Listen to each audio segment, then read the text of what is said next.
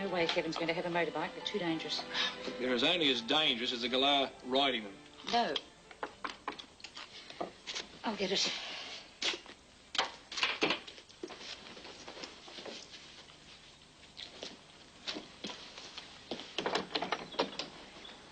Can I help you? Mrs. Palmer? Yes. Can I speak with your husband? My name's Martin Healy. I suppose you'd better come in. Thank you.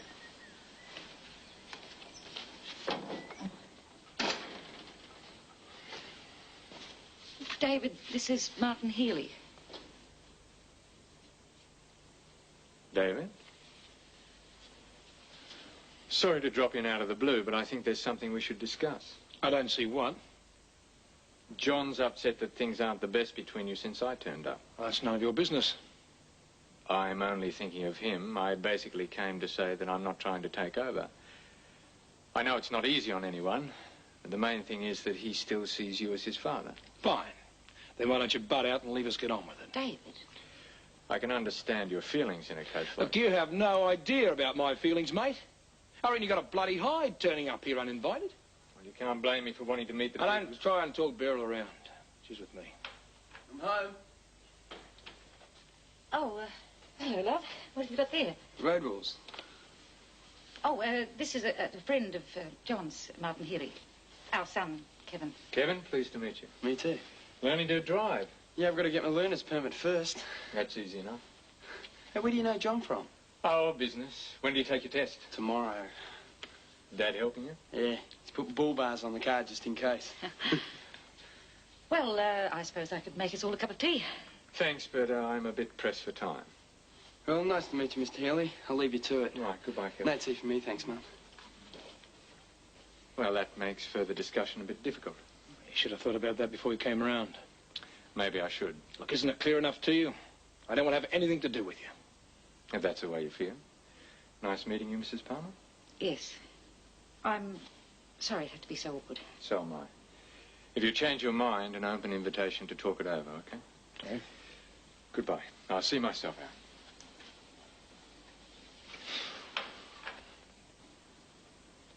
Well, don't look at me like that. I meant to be rude. You succeeded.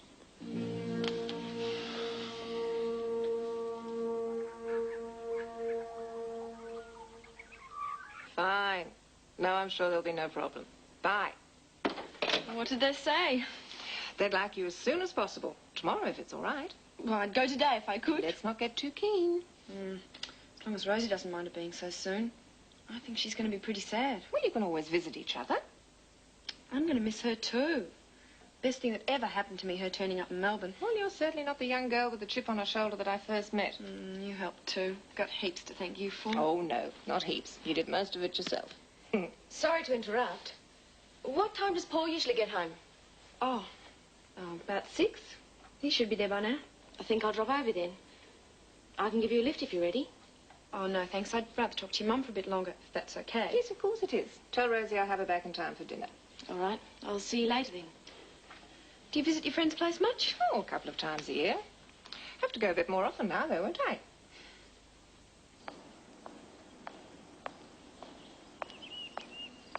Can we go out for dinner tonight?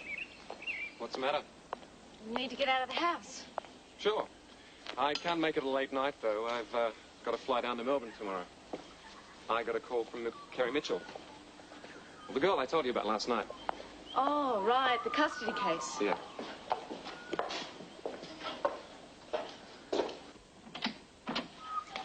Long way to go for someone you hardly know. Well, it sounds like she's getting a raw deal. She could need some moral support. And Ramberg's been after me to spend a few days down in Melbourne anyway. What about me? I could do with a bit of moral support too. You're a bit snaky today? If there's a mineral water going, I wouldn't say no. Sure. I thought you'd be a lot happier now your mum's not moving in. So did I. Sorry. I'm a bit of a whinger, aren't I? Yes? I just saw Gail saying goodbye to Mum. Well, she's got more affection out of her in a few months than I've got in 23 years. Well, the other day at Woombye, fine, she agreed not to move in here till after they were married, but A hug wouldn't have killed her. It's always been me here and her there. It wasn't like that with Gail earlier. There's no need to feel jealous about it. I'm not jealous. Okay. I'm jealous. If you want to get closer to your mother, maybe it's time you softened a bit. You're more like her than you realise. When was the last time you hugged her? Well, as if she'd want me to. Well, maybe she feels the same. Thinks you're not keen on that sort of thing. Someone has to make the first move. Sure, I'll rush home now and give her a big hug. It'll solve all our problems. Come on. Well, I think you're being a bit naive. I reckon she got the ball rolling the other day with Gordon. I'm not saying you should overdo it, but a bit more effort on your part could keep it moving in the right direction.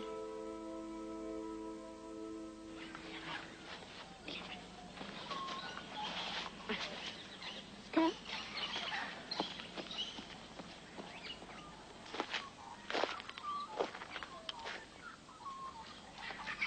Be a good boy, okay?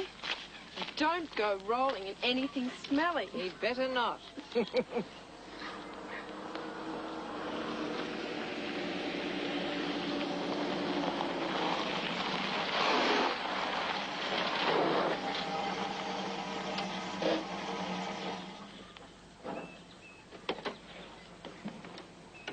you catch Paul? Yeah. Saying goodbye to him. I'm going to miss you. You will take him to his obedience class, won't you? And why don't you take him with you? You're kidding. Well, it's more your dog than mine. He'll be happier with you anyway. You reckon? I don't think turning up at a new job with a rather large dog in tow is a very good idea. I suppose so. It wouldn't worry Clive and Margaret. Well, the size of the property, it's perfect. I don't think so, Wendy. Just a thought. One thing's for sure. He won't be Milton again. It's Millstone from now on. What do you think about that, hey? Yeah, it's about time. The last thing he needs is an identity crisis. Well, come on. We'll get you home. Oh, Rosie's asked me to stay for dinner, but there's plenty in the fridge if you want to fix yourself something. And don't go putting silly ideas into her head, eh? You know, if you learn to cook as well as your grandmother, you've got a job here any time you like.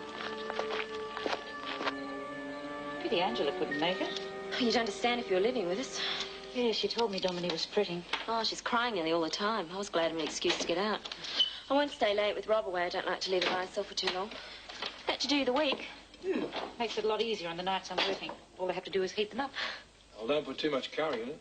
I know how you like it. They made it too hot last time. Hey, how many metres do you have to park on the approach side of a railway level crossing? Dad? Oh, I don't know, 20, isn't it? 30.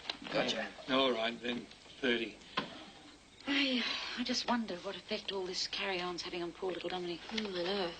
Wonder she's upset. Hey, if you're travelling at 80 kilometres an hour, what distance does it take? Pete's sake, give it a rest, will you, Kev? Sorry. Susie, why don't you take Kevin into the lounge and ask him his questions there? Sure. No worries. This will be great. Being asked about road rules by a woman driver. Get going.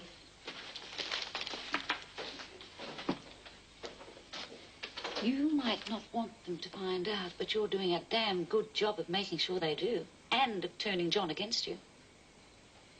What's he got on his wig? Search me. Come on then, you big male driver. Show me how clever you are. Didn't expect to see you so late. I'm just going to pick Jill up from work. Well, I thought it was something you ought to know, actually. Guess who? Sorry to barge in so late. Can't stay away from the place. Seems a bit like that. I went and met your dad earlier. What happened? Not a lot. I introduced myself, met his wife, Kevin. Knowing David, you're lucky he didn't come away with a black eye. If Kevin hadn't have come in, I think I might have. Dad was a bit difficult, was he? Well, at least we'd met. I hope you don't mind my taking the bull by the horns. No, I appreciate it. Might help calm things down. Well, I wouldn't count on it. It's a start. Just. I did it on the spur of the moment. I hope I haven't made things worse. Don't see why you should have. Oh, we'll just have to wait and see, eh? Anyway, you were going to meet Jill. Don't want to keep her waiting? Well, I don't like to be rude. Go on, buzz off. Your mother and I can find something to talk about. Well, thanks. And thanks again for trying with Dad. See you later. Good night. Bye. I suppose if you'd known what I was going to do, you would have warned me off. What would be the point? You always do what you want.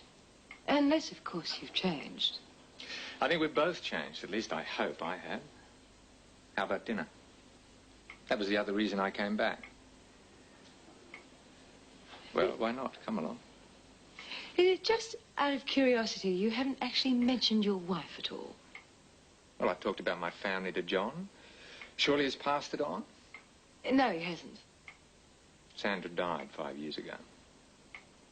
So you see, I'm not playing up. All right, why not?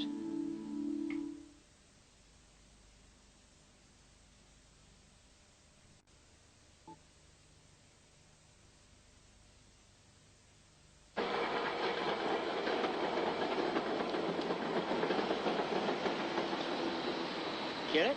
Got it. Good one. All I need now is some learner plates. There you go. You could do it. Great. You're not the worst bloke a brother could have. Have to think about that one. It's a pity Dad's not home till late. Could have had him first lesson after work. Hey, I reckon, forget it. Not in the city, somewhere quiet on the way back to work. There is no way you were getting behind the wheel of that car. Handbrake on. Right. Wind park. All right. Okay, start her up. Right. Now put your foot on the brake. Put her into drive. Take that off, right. Okay, now, put your indicator on, check there's no cars coming. Clear? All clear. Right, now, slowly depress the accelerator. Just ease off, huh? Oh, boy. I've made an appointment to see the governor of Pentridge tomorrow, or at least Wayne did. He seems to be a great help to you. Hadn't been for him, I wouldn't have even thought about it. You're a health hazard. Only to pedestrians. Guess who passed? Ah, good on you, love. That's great. Oh, of course, I always knew I would. I'm starving. Well, shouldn't you be getting back to work? Yeah, as soon as I've had some lunch. It's all right, I'm driving him. His boss was good about the time off anyway. Suze, do you mind if I have a minute alone with Mum? Sure. Thanks. Hey, listen, take to me, garbage gut. I'm a great boy. Do you know what's going on? What do you mean? Well, Mum and Dad last night, and John wanting to be alone with an hour. Something's happening we don't know about. If it was any of our business, they'd tell us, eh? Yeah, I suppose so. He seems to be a very nice man, love. You'll have to give your dad more time, though. He's getting on my nerves a bit. You don't have to live with him. Still, we love him enough to put up with his funny ways, don't we? It's getting to the stage where I don't like coming here anymore unless I know he's out. Just try to be a bit more patient. If he relaxed with Martin, he'd like him. He's a good bloke. Can we come back in now? Sure. It'll work itself out. I've been thinking, I reckon we ought to celebrate Lynn and Davey coming home. What, with a party or something? Now, what about that cricket match we've been talking about for ages? Good idea. Well, Susie says she'll be in it. Why don't we give Angie a call, check it out with her? All right, then. You and Jill will be in it, won't you, love? No worries. Come on, mate. You'll be late for work. They'll be sacking you if you're not careful. Have another drive of your car?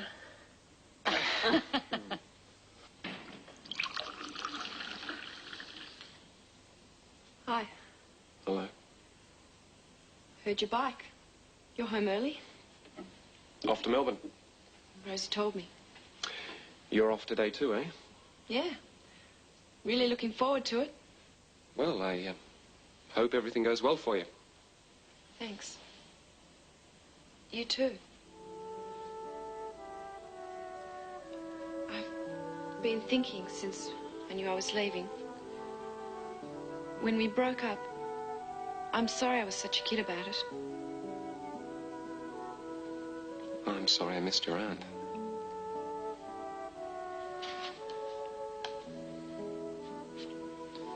Would you write to me every now and then? Sure. Oh, there you are. Finished your packing? Almost. Better get a move on. Did Mr. Hamilton leave the office the same time as you? He's picking Barbara up, then dropping you at the station. He won't be long then, so come on, Gail.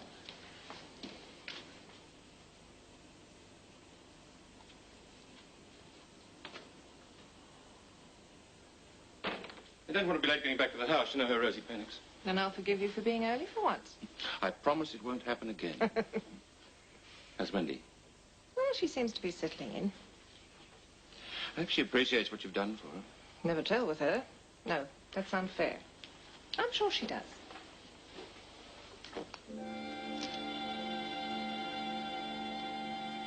These damned headaches. Don't tell me you're still having them. Well, you know me, anything for attention. Gordon. Wendy, how are you? Bit bleary-eyed. Darkrooms do that to you. What do you think? Oh, are these the ones you took at Woompie? I thought you might like an enlargement of that one. That's nice. Oh, how about that one? I'm sure Rosie would like one of those. Make it 2 and I'll keep one. Okay. Say goodbye to Gail for me. Will do. Well, I suppose we'd better make tracks. Pity you didn't make more fuss. Well, the photos were all right, but they were nothing special. Didn't you notice the olive branch? I think she was trying to make a point offering an enlargement of a photo of us. Do you think so? Mm-hmm. Never even crossed my mind. Why am I so dim? Well, say something when you get home, Yes, eh? I will. You sure you don't want anything for that headache? Oh, no, I'll be fine. Constitution of an ox, eh? I think you could have phrased that slightly better.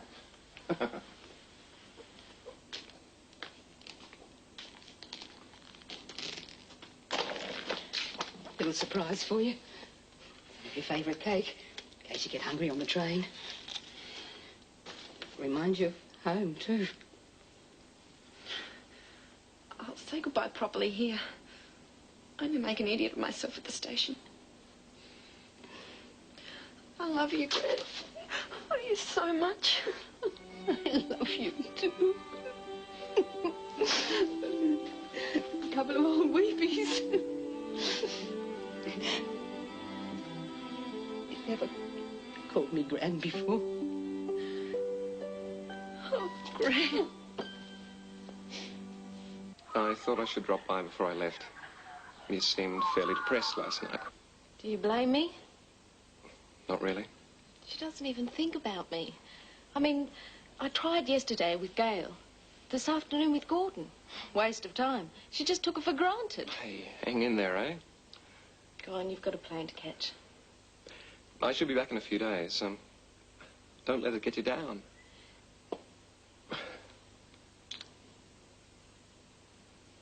I'm going to miss you.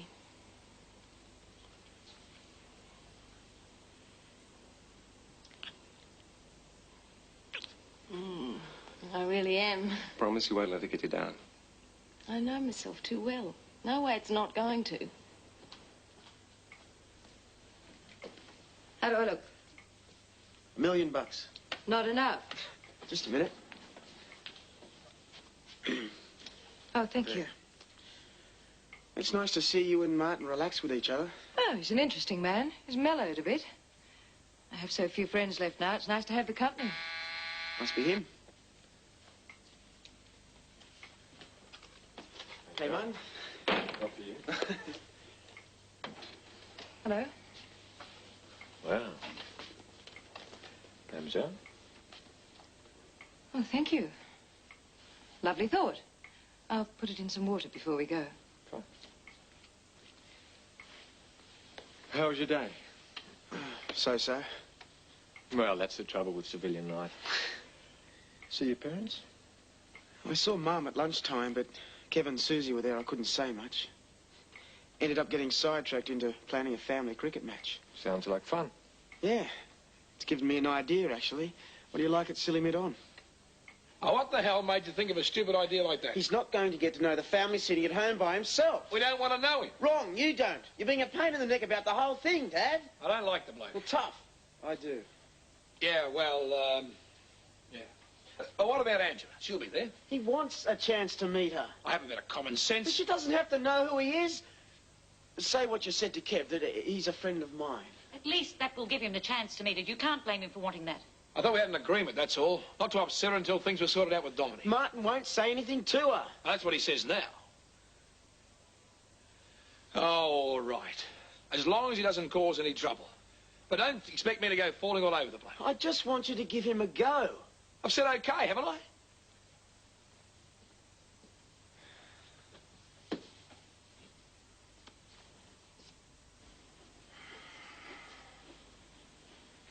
I didn't think he'd still be up. Didn't realise it was late. Did you have any dinner? Wasn't hungry. Is something wrong? No, just tired. Think I'll turn in. Oh, Wendy, about the photos I've of done the bride. enlargements. I'll give them to you in the morning. Well, no, that's not quite what I wanted to talk...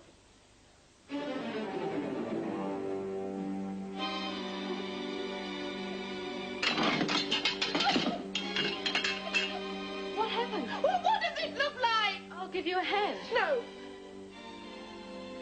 No. Go to bed. I can do it. Of course you can. You can always do without me, can't you?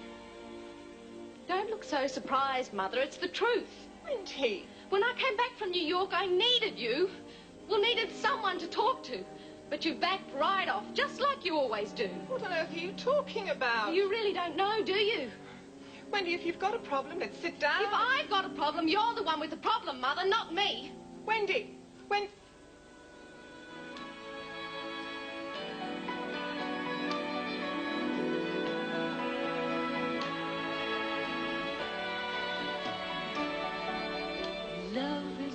Her problem is that she's a damn fine actress and she's reduced to working with not awfully talented colleagues. She's just managed to get rid of the abysmal Gail by getting her a job and getting her written out, but she's still left with Wendy. No wonder she has a pain in the, well, head. Cara is wondering where they're going with this bump on the head storyline. When Barbara fell off the horse, it seemed to be par for the course that she'd shortly collapse, in her memory find gaps, and then Wendy'd be full of remorse. Thanks, Cara. Now then, I asked you a few weeks ago if you recognise the guy at David's work who didn't get a credit even though he had 2 or 3 lines. I'm astounded to hear from Sad Mark Cox that this actor also appeared as an uncredited postman in episode 235 of Prisoner Cell Block H. You lot are amazing, you know that. Having a keen eye for trivia is one thing. A connection like that shows potential for a PhD. Mark also says that Wendy played Jill Clark in Prisoner, apparently. More tomorrow.